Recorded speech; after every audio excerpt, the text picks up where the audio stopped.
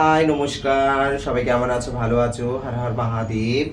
তো এই যে নোনা ইলিশের রেসিপি দেবো বলেছিলাম, তো এই যে নোনা ইলিশের রেসিপিটা, ইলিশ মাছটাকে প্রথমে ভালো করে ধুয়ে রাখতে হবে। ধোয়ার পরে মানে ভিজিয়ে রাখতে হবে। ভেজানোর পরে অনেকক্ষণ ভেজানোর পরে দেখবে খানিকক্ষণ পর, মানে কমসে কম 1 ঘন্টা পর দেখবে যে এটা নরম হয়ে এসেছে। তখন এটা ভালো করে যে আঁশ নোংরা এগুলোকে ছাড়িয়ে নেবে।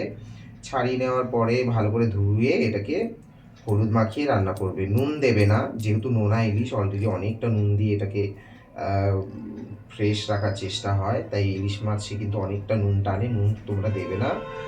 বেগুন দিয়ে করছি যেহেতু আমি, তাই বেগুনটা ভাজবো হলুদ দিয়ে, ওটাও নুন ছাড়াই ভাজবো। আর যখন রান্নাটা হয়ে যাবে তখন লাস্টে নামানোর সময় চেখে দেখবো যে নুনটা হয়েছে নাকি। যদি লাগে তাহলে দেবো, না হলে এই মাছে যা নুন আছে এতেই এনাফ রান্নাটা। তো তোমরা কেউ বেগুনে নুন দেবে না, আর রান্নার সময়ও নুন দেবে না। দেবে হচ্ছে যখন নামানোর সময় একবার দেখে নেবে যে রান্নাটা ঠিক আছে কিনা। আর এই যে নোংরাগুলো সব পরিষ্কার করে নিচ্ছি। দেখো ইলিশ মাছগুলো পাকো পড়ে যাচ্ছে। এই যে নোনা ইলিশ। চলো ধুয়ে নিই, ধুয়ে নিয়ে তারপরে আবার দেখা করছি। দিয়ে দিলাম তেল। তেলটা এবার একটু গরম হোক, তেলের জায়গায় রাখি। এই যে তেলটা গরম হয়ে গেলে মাছটা এবার তেলের মধ্যে ভাজবো। হয়ে যাক গরম, নাহলে কাঁচা কাঁচা গন্ধ লাগবে। আর এই যে মাছটা আমি ভালো করে ধুয়ে হলুদ মাখিয়ে রেখে দিয়েছি। হলুদ মাখিয়েছি, এবার এটাকে ভেজে নেব। ভেজে নেওয়ার পরে তারপরে এই বেগুন ভাজবো। এখানকার বেগুনগুলো ভালো পাওয়া যায় না, ভীষণ মানে কেমন জানো। আমাদের কলকাতায় এত ভালো ভালো বেগুন পাওয়া যায়, এই যে বীজওয়ালা বেগুন। কী করবো এখন, তাই দিয়ে রান্না করতে হবে। তেল গরম হয়ে গেছে, দিয়ে দিই মাছ।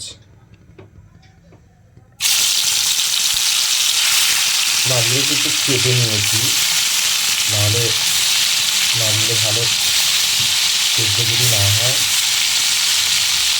এই হয়। আর শুটকি মাছ আমি রান্না করেছি, কিন্তু এই জীবনে ফার্স্ট টাইম আমি রান্না করছি ইলিশ শুটকি, মানে নোনা ইলিশ। এই নোনা ইলিশ সবসময় আমার মাই রান্না করেন। এটা সম্পূর্ণ আমার মায়ের রেসিপি।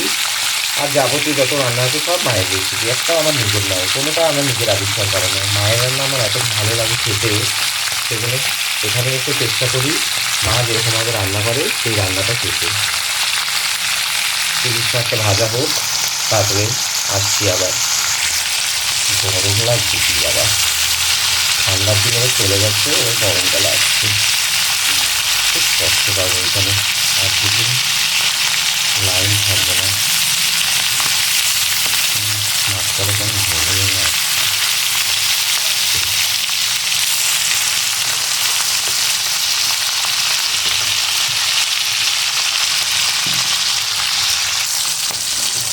বাবারে কিছু। এই যে হয়ে গেছে আমার ইলিশ মাছ ভাজা। ইলিশ মাছ মানে নোনা ইলিশ। কিন্তু তবুও কী করবো, খেতে খুব টেস্ট হয়। খেয়েছি, ফার্স্ট টাইম রান্না করছি। এই তেলটার মধ্যে আরেকটু তেল দিয়ে দেবো, সামান্য অল্প।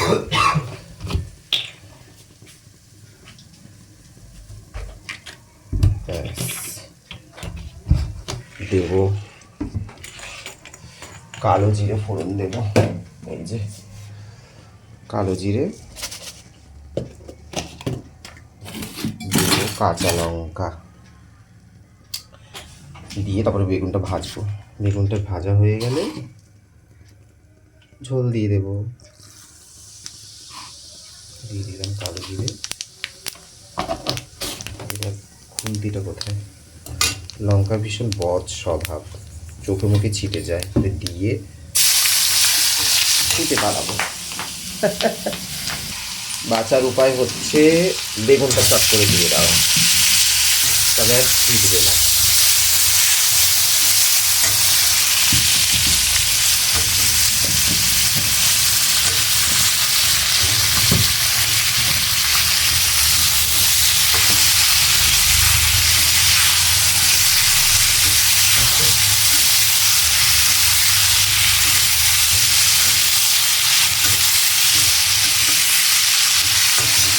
সুন্দর সুটকি সুটকি গন্ধ বেরিয়েছে।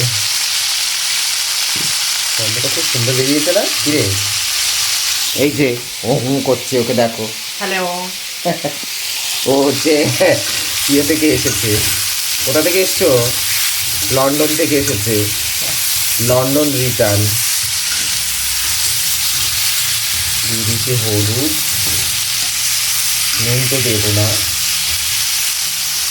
লাস্টে নামার সময় ধনে পাতা, আর দেবো হচ্ছে এই যে এটার মধ্যে জিরের গুঁড়ো। একটু সামান্য ভাজা হয়ে যাক, তারপরে জল দিয়ে দেবো।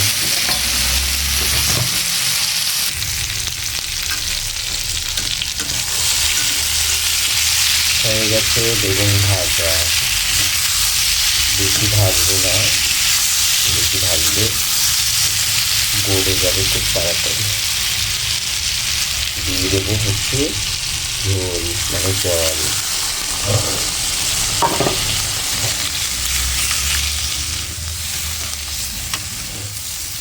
একটু সামান্য জল দেবো। ক্যামেরার স্ট্যান্ড নেই, তাই যেমন পারছি তেমন করছি। যা একটু জল দিয়ে দিলাম, এতটুকু ঠিক আছে। এবার দিয়ে দেবো মাছগুলো।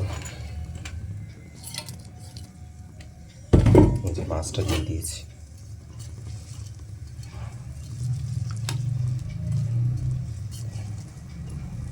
এবার এই ঝোলটা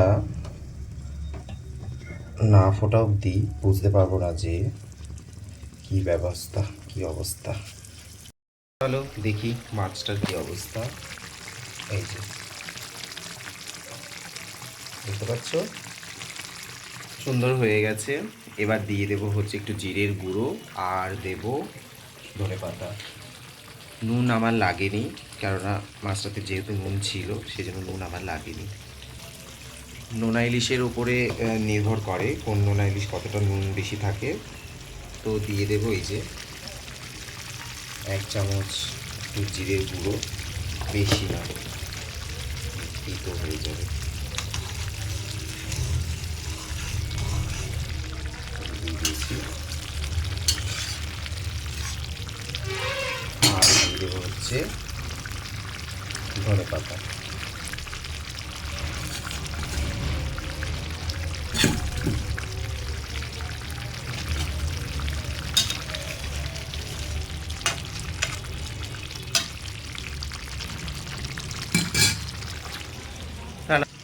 হয়ে গেছে, আর একটুখানি নামাবো।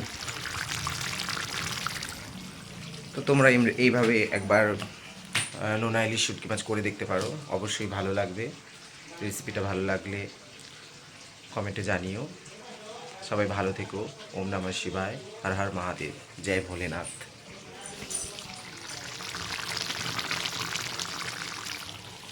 মাছটা একটু দেখাই। এই যে মাছ, এই